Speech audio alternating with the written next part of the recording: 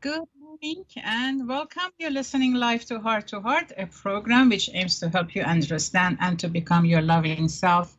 I'm Dr. Mitra Rashidian. I'm a licensed marriage and family therapist and a certified sexologist in private practice located in beautiful Encino, California. I'm here. Good morning, Dr. Jaffe. Hello, I'm Dr. Robert Jaffe. I'm also a licensed marriage and family therapist, and I'm also a certified hypnotherapist. And I'm here with Dr. Rashidian to share with you some of what we learned related to addictions and codependence and the authentic true self and how to feel more loving and joyful every day of our lives.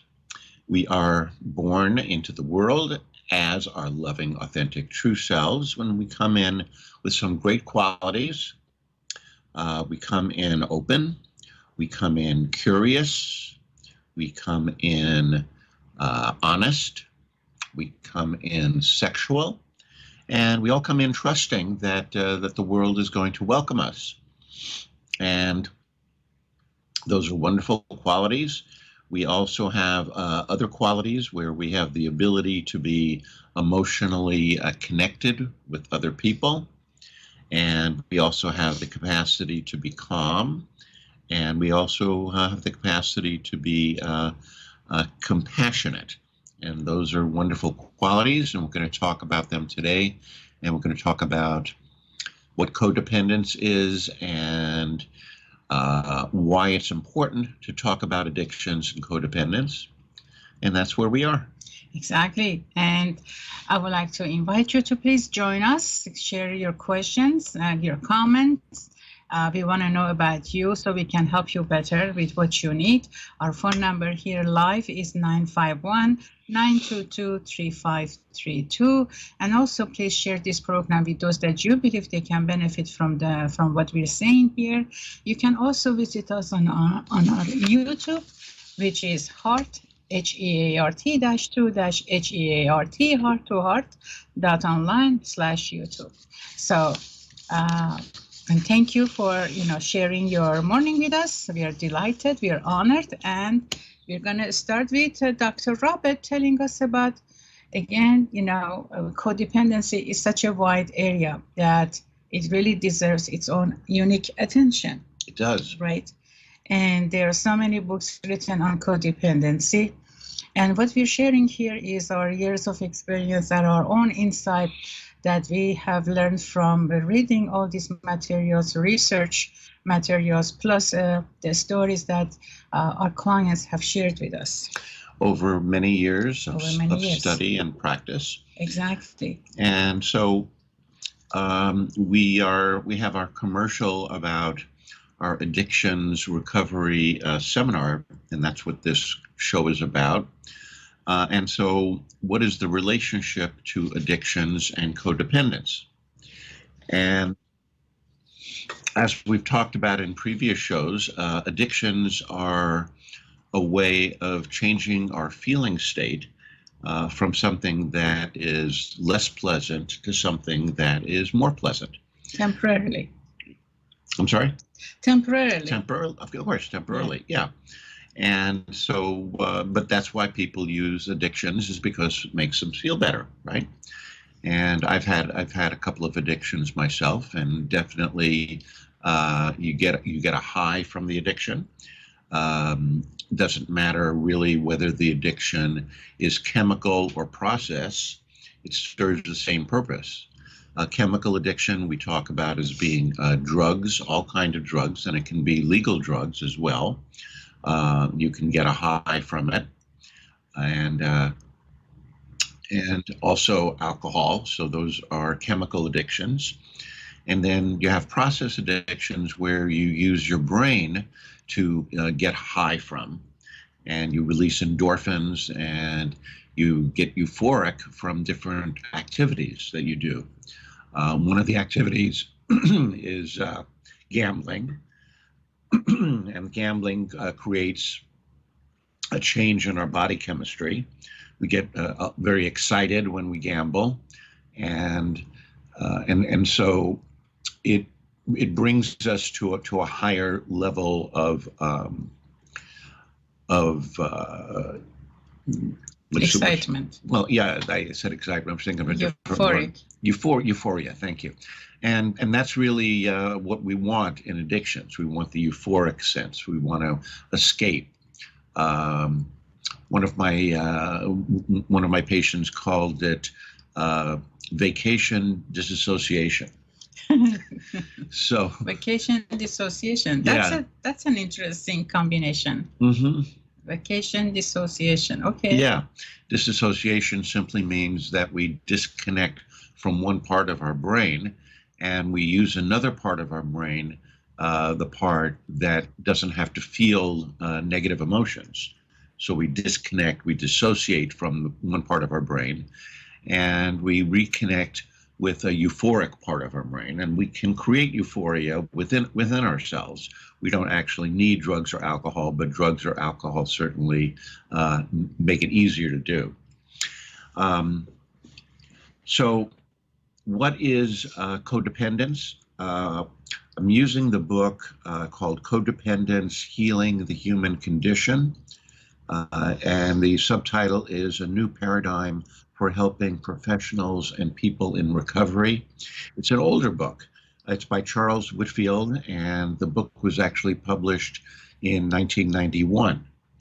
But it's a very good book because Dr. Whitfield talks a lot about the origin of codependence and its relationship to addictions and how people can recognize when they are struggling with codependence. So we can say that codependence that has many definitions, but one thing we can say about codependence is that it's a disease of lost selfhood, which means that when we're born into the world, as we said at the beginning, we come in as our loving, authentic, true selves. And that means that we have certain qualities, which we went over a few minutes ago. And those qualities, in addition to the particular personality that we bring in with us, is all positive. It's all positive. And we don't bring in, we don't believe, we don't bring in anything negative. We bring in only positive. But once we're here, we have to deal with a lot of circumstances and a lot of cultural programming, which creates a lot of fear. And the fear then alters some of our authentic true selves, and the way we deal with the fear can alter our authentic true selves. And the one way that it alters our authentic true selves is it makes us doubt ourselves. When we become fearful, we doubt ourselves. And when we doubt ourselves, we act not in accordance with our authentic true self, but in accordance with our doubted self. You know, when you say codependency is a disease of lost selfhood, mm-hmm. There is also, you and I have talked about this, there is another definition for it, the disease of looking elsewhere, mm-hmm. right? So that's this, when we put these two together, we see that how we are not learning to be ourselves, to be our authentic true self. And we learn that so fast early on in our lives, during infancy and then early childhood, that we kind of lose that touch with being with ourselves, understanding ourselves. And to survive, we look outside of ourselves. Right. So that's exactly, the combination. We lose our selfhood, and to have a self, right, we look at external factors. Well, it makes perfect sense, yeah. Because we're dependent, right. Totally dependent when we come into the world, right? We cannot survive without the help of someone who will feed us and change us and keep us warm. And so looking outside of ourselves is a natural thing, and it's actually a normal thing. It's not looking outside of ourselves per se that's negative. No, it's not negative. However, once we become dependent on looking outside of ourselves for surviving, right? That's when, we lose, the touch towards authentic true self. Right. We don't have a practice of learning about who we are. Right. Now, most of it has to do with parenting. Right. And most of it has to do with how our parents were parented and how their parents were parented. So it goes from generation to generation. And it's not just our parents, it's also our culture, it's our society, and the values that we espouse. So what are we talking about? We're saying if our parents didn't learn how to be their own authentic true selves, they're going to have certain ideas as to who we should be. And should is a word that is a very dangerous word to use, both in and out of psychotherapy. Right. Because should imposes a belief that you're not okay the way that you are. And if you're not okay the way that you are, then how should you be, right? And so once we get that message that we're not okay the way that we are, then we are open to other messages that tell us the way we, quote, should be. And if we adapt those messages to who we are, we start to shift out of who we really are into who we believe we need to be. And who we need to be is our people who are pleasing our parents, because our parents have total power over us. And if our parents aren't accepting us for who we really are, we need to figure out who we need to be in order to please them so that we can be surviving in that particular environment. The beautiful thing is that it can be reversed.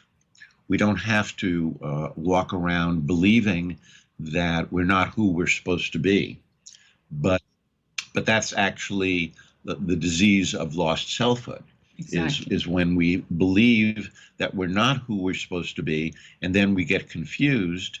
And as we get confused, we go back and forth between, well, wait a second, this is who I really am, I think, but I'm being told that I'm not okay this way, so maybe I'm not okay, and maybe I should be this other way. But we need to go to commercial break. Yeah. Yes, so more of this, right after our commercial break. Okay.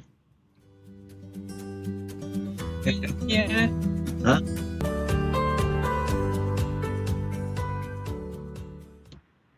Welcome back from our commercial break. Dr. Mitra and Dr. Robert are here. This is Heart-to-Heart program at KMET 1490 AM ABC News Radio.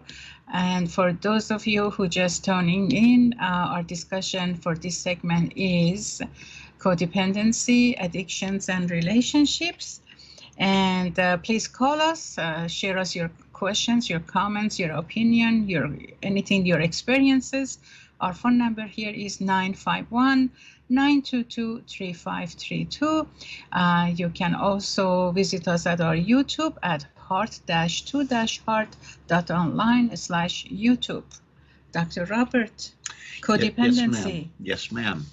So we've been talking about codependency using the idea that it's, we can call it a disease, but actually it's not a disease that you would catch. It's disease, if you split up the word disease, means dis-ease. So you can call it a disease in that when we're codependent, it creates emotional pain. And in that way, it's a disease. And then we say a disease of lost selfhood, meaning that our original self has to be submerged to what we would call our adapted self. The adapted self is the self that we need to create in order to survive in the environment that we're in.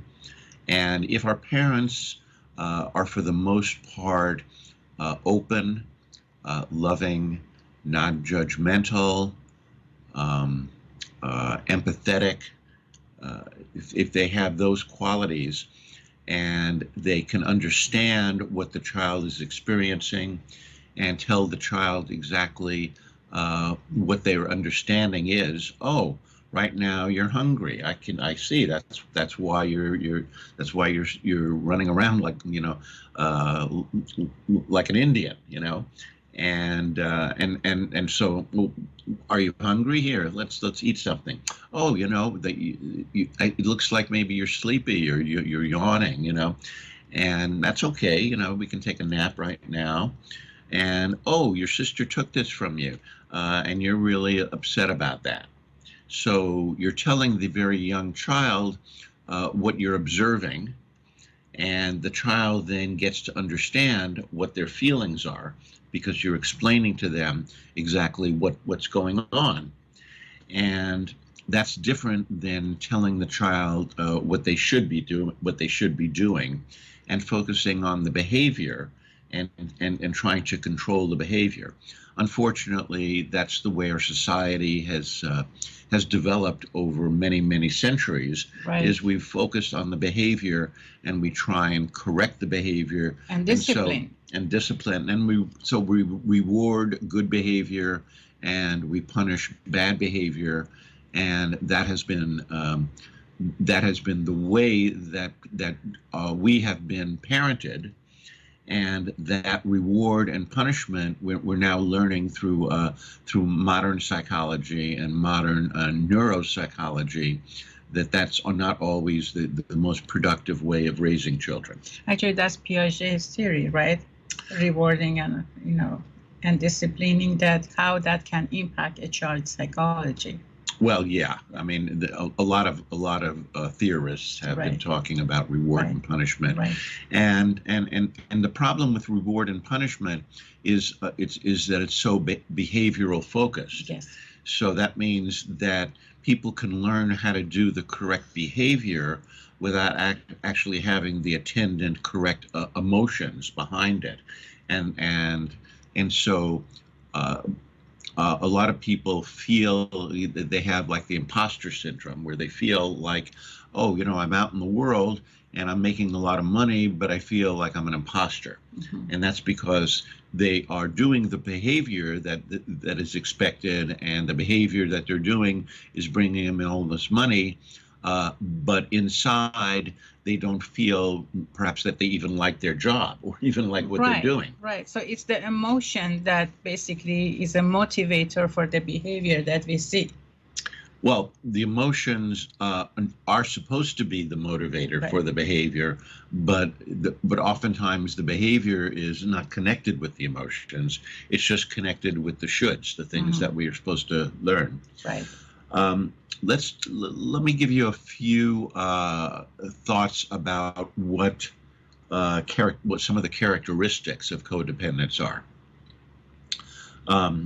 One is you would say that my good feelings about who I am come from being liked by you and receiving approval by you. So that's one of the characteristics of codependence, is that I'm looking to you to approve of me, and if you approve of me, then I can approve of me. So when that happens, of course, we're giving that power away to somebody else as to who we should be, what's okay with me and what isn't okay with me. The sort of joke that we always tell in psychology about codependency is, if I go to bed with you at night and I wake up in the morning, I look at you and I say, good morning, how am I? Right? So you're going to tell me how I am. And then, of course, I'm going to tell you how you are. And if we both go and we both give each other a smile, then we're approving of each other, and then there's no problem.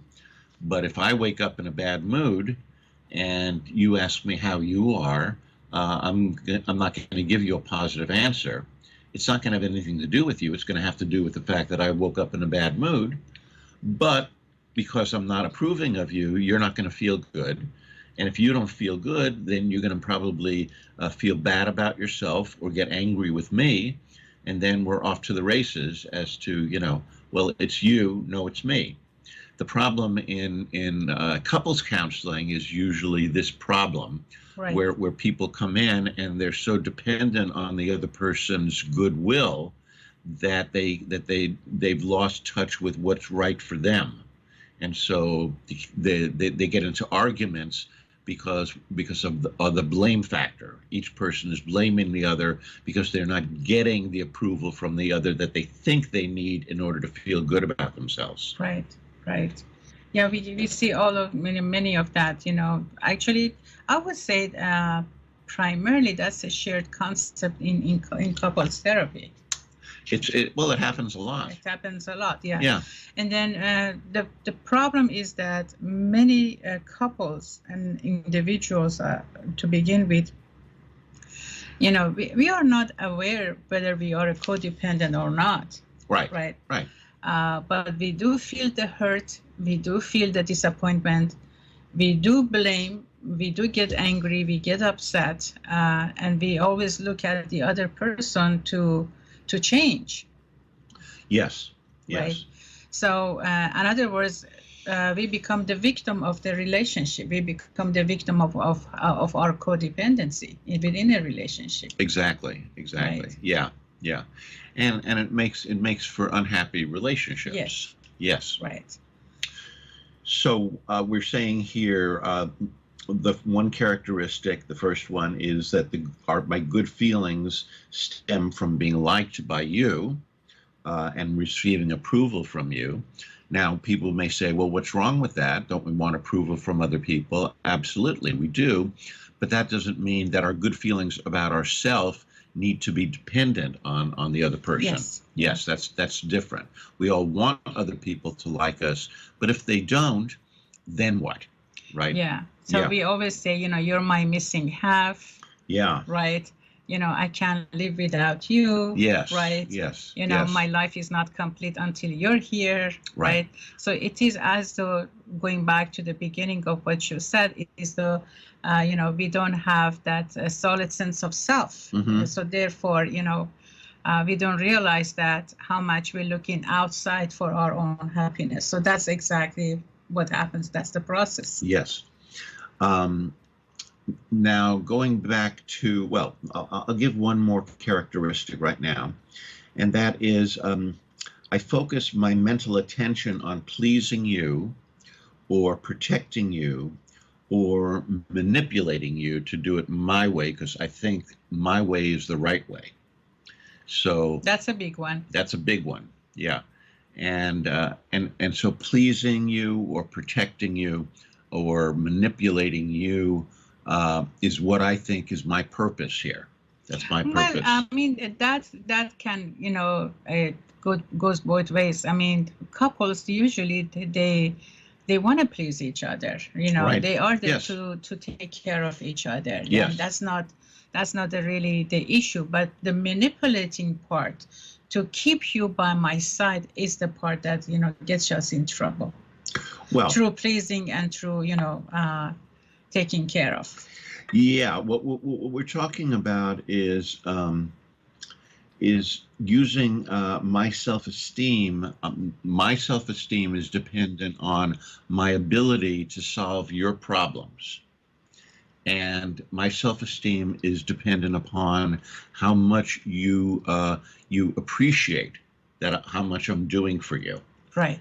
So people get into an argument over, you never, you always, which are, by the way, killer words in a relationship. Yeah. Never and always are killer words, because then you end up getting into an argument over, well, it's not never. And then you're looking for the one exception to the never. So which never happens. Which never happens. Yeah. So, but again, we call this over focusing on the other person, even sometimes to the point where I don't have a life except as it revolves around you. Right. So I may not even have my own hobbies. I may not even have my own interests. It's all about you. Yeah. Yeah. And and that is such a important point to really expand on, I believe. that how, we become what the other person wants to be, what the other person likes to do, what the other person, wants to do, as though we are just, a shadow following the other person. And because of the other person's happiness, we feel happiness. Exactly. Exactly. And what people fail to see, as codependents, that how much, they have qualities that they can expand and to grow and to acknowledge and be happy by what they have rather than what they expect or anticipate or desire to receive from the other person. Right. Many, happy couples, they are happy because they have their own personal, individualized, hobbies, programs, activities, and then at the same time, it's like two healthy, solid people, sharing a life together. Right. Right.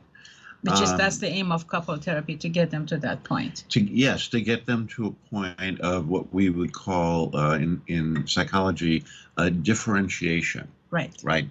Differentiation means that I am complete within myself, and when you and I are together, we share our positive feelings about ourselves and each other, and then therefore the two of us create a synergy of a relationship that is more than just I and you and I.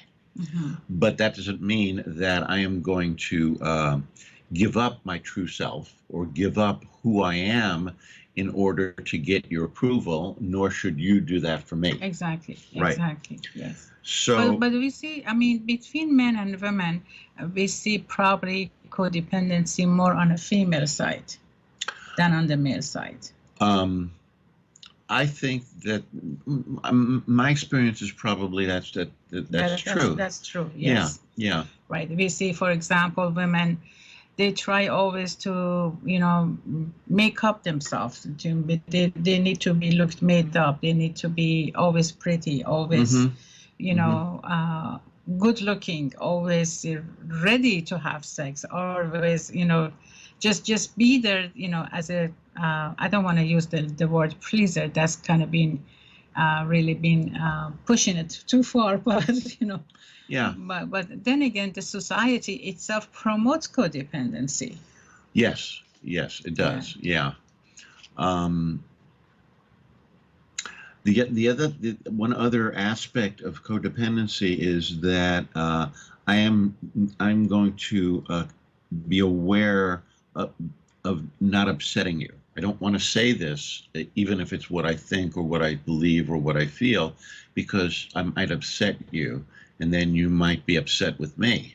Well, we see that in couples a lot, in relationship a lot, because in particular, when the wives keep quiet because they're afraid of their, partner's anger, of their reaction. And we have seen so much domestic violence as a result of that as well.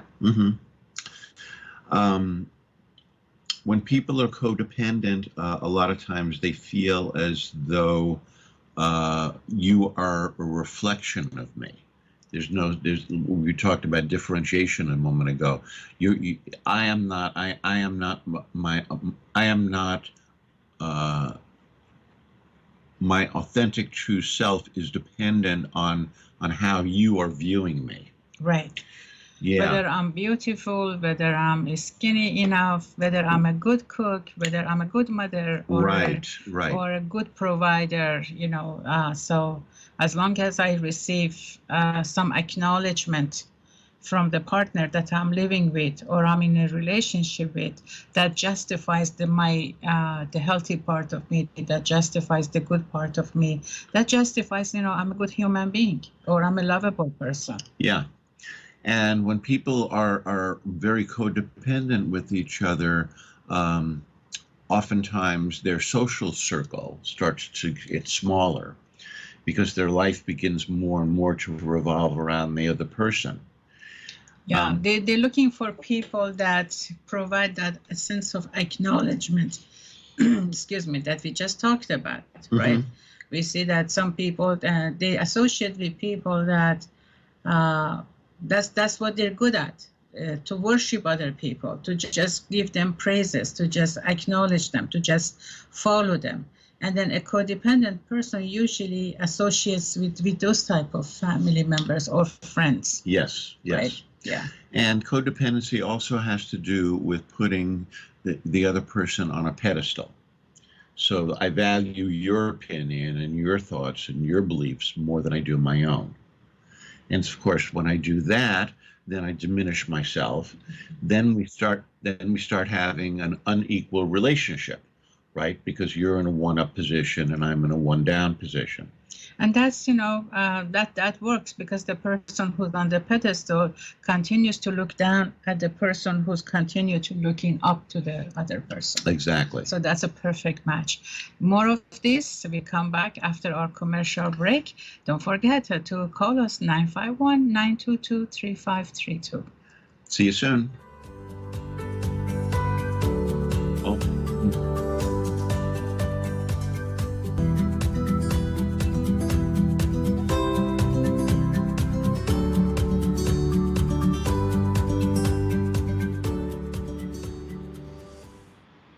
Welcome back from our commercial break. This is Heart-to-Heart program.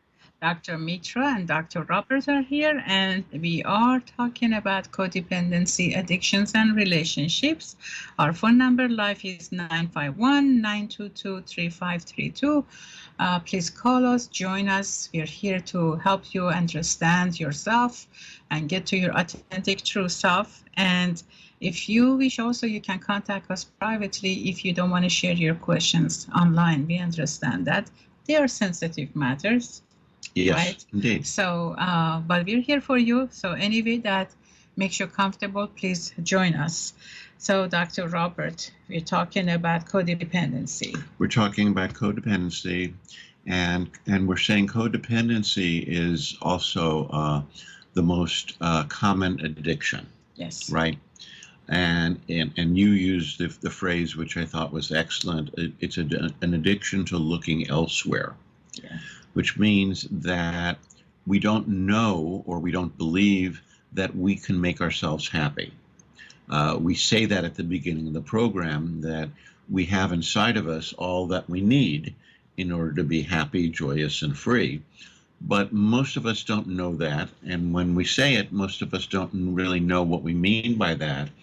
And a lot of people, I'm sure, when we say that, go, yeah, right, Mm-hmm. And so when we say that, what actually do we mean? That you have inside of you everything you need.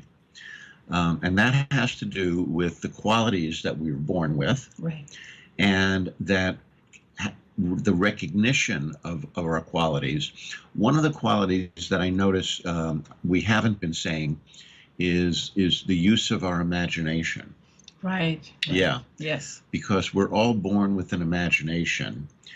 And I think our imagination is the thing that makes us closest to God. The power of mind. The power of mind, the power to imagine something. And if you think about it, everything that we have created in the world that is man-made started in someone's imagination. So we have a desk in front of us here. We have a number of books on the desk. We have an iPhone that's videotaping us. We have a computer. We have books. Had to start in somebody's imagination, right? Somebody had to say, I think I have an idea. And the idea starts to be thought about, and the more it's thought about, the more they want to do it, and then they start figuring out how to create it, and voila, we've created it. Sort of like a painting. Well, you're the expert on that. She is an incredible painter. Thank you. Yeah, just one of the many qualities she possesses. You're so kind. Well, true.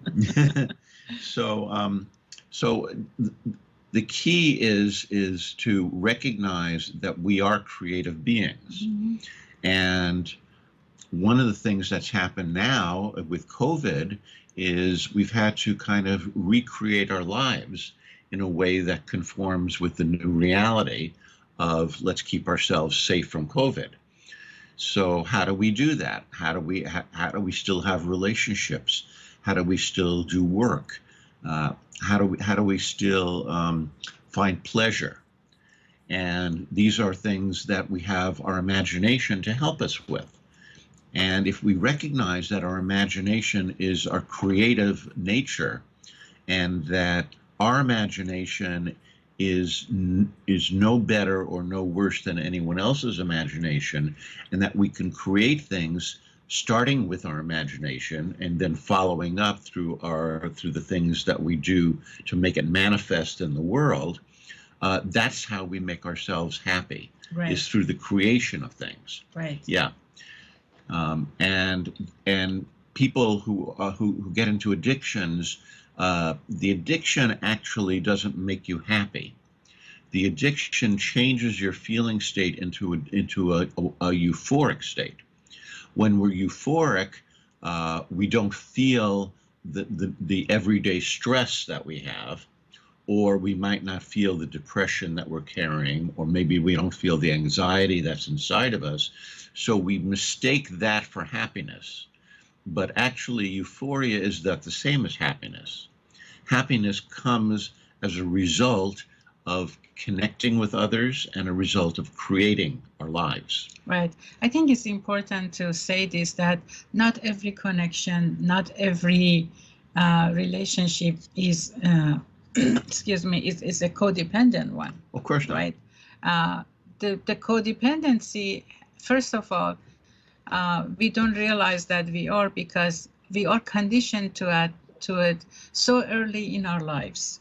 So by the time we get into relationship part, whether as a 5-year-old, whether as a 10-year-old, or a 15 or a 20, and so on, we already have been shaped to go into codependency or not. Mm-hmm. And that's why we don't recognize it. Mm-hmm. We see our behavior, our patterns of thinking, and our emotions, and as we experience them, as something normal, right?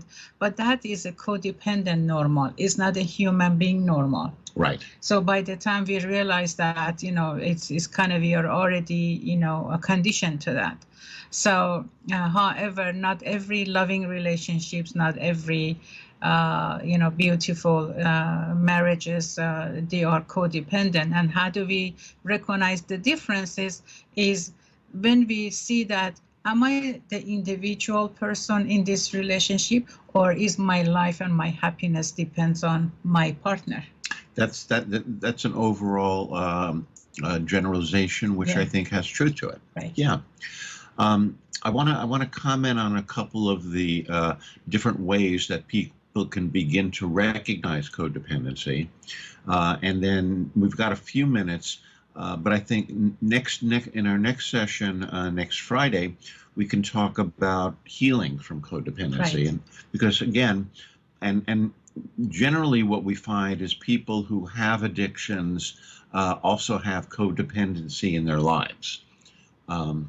Because again, codependency is the most prolific addiction, and other addictions are also very, very powerful, but codependency usually trumps them.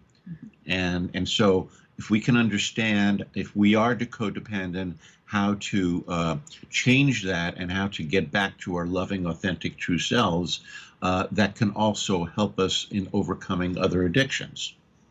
One way of looking at yourself to see if you're codependent is to ask yourself if you see yourself as a rescuer or a fixer. What does that mean? It means that you're trying to rescue, fix, or help others, and often at the expense of neglecting yourself. Right. Right. So it isn't that we're saying it's bad to help people. We're sitting here on the radio and we're trying to help other people, right? But it's not that we're not doing it at our expense. We're not neglecting ourselves right, and trying exactly. to help. Yeah. Yes. And so in other words, we are able to set boundaries between what we need to provide and also how to take care of ourselves. Exactly. And so you can ask yourself, is that problematic in my life? You're the only one who can really answer that. But if the answer is yes, I do see myself as a rescuer or fixer. You cannot solve anything if there's nothing to solve. So the first step in resolving any problem is admitting that there's a problem, right? That awareness part is the key point. Yes. Well, the awareness and also the admission that I have a problem. Right. When we're defensive and we say, "Oh no, that's not me. It may be you, but it's not me." It may be true. It may be true that it is the other person and not you. But don't be so quick to say that. Really take some time to consider it, because again, I've worked in addictions for many years, and the biggest problem in all addictions, including codependency, is denial. Right? We have. No. Yeah, well, we have a saying in psychology. We say denial is not just a river in Egypt. Right? It's not denial river. It's denial, meaning it's not, I don't have a problem. Yes, I do drink every night, but I go to work every day, right? So since I go to work, I don't have an addiction. That's not necessarily true. Exactly. Yeah. So are you a rescue or are you a fixer? That's one aspect. The second one, are you a people pleaser? That's a big one. And that's a real big one. And you were just talking a moment ago about boundaries. Right. So would you rather acquiesce and comply with others than express your own healthy wants and needs? Right. So if the other person says, "Hi, I really feel like Chinese tonight. Let's go out for Chinese," and you really had your heart set on steak and potatoes, and you go, "Chinese, well, okay," and you don't even say, "I want steak and potatoes," then you are people pleasing in that moment. Now, does it mean that you have to get your way? No. But it doesn't mean that you have to give up your way either. It means that you need to state what you want, and then you can have a talk about it. Well, that means also we need to look at the frequency of that. So if that happens maybe one time or two times where you give up what you want, I mean, that's fine. However, if you continuously do that and you seldom get what you want, or you get what you want only when you're by yourself, then that's a problem. Right. Exactly. So those are two aspects. A third one that I want to talk about now is something that people don't really think about, but it's very, very common in our society, and that is, are you an overachiever? Oh my goodness. Are yes. you an overachiever? Yeah. And do you feel as though you have to learn everything you can about what you do, and do you feel like you have to be perfect in everything that you do?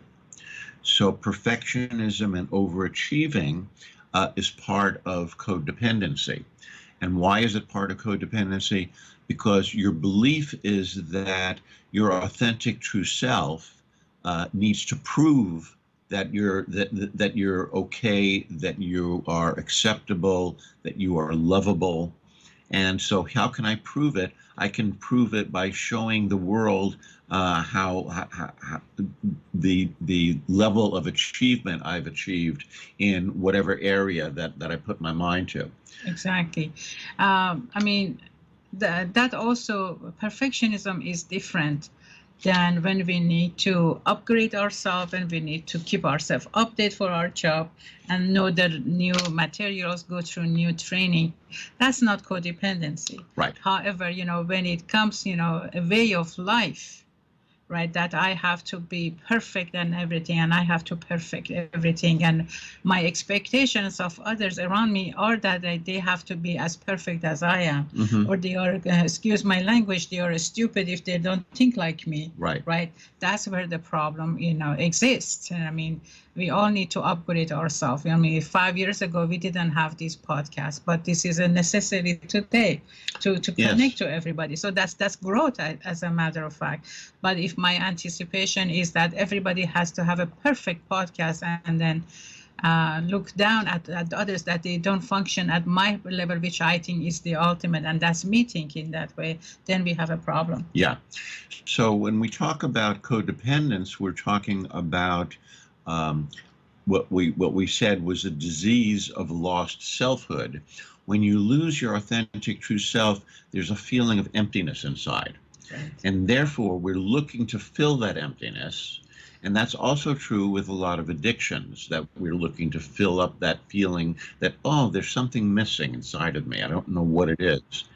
And that is that feeling of emptiness is the cause for us to develop addictions, all addictions, including codependency. And I think we need to talk more about that, and we will do next time. Absolutely. So we would like to invite you to join us Thursday at 3 p.m. for another episode about human sexuality, and next Friday, same time at 9 o'clock. We look forward to seeing you next week, and until then, be safe, and don't forget, all you need is love. All you need is love. Have a wonderful weekend. Bye-bye.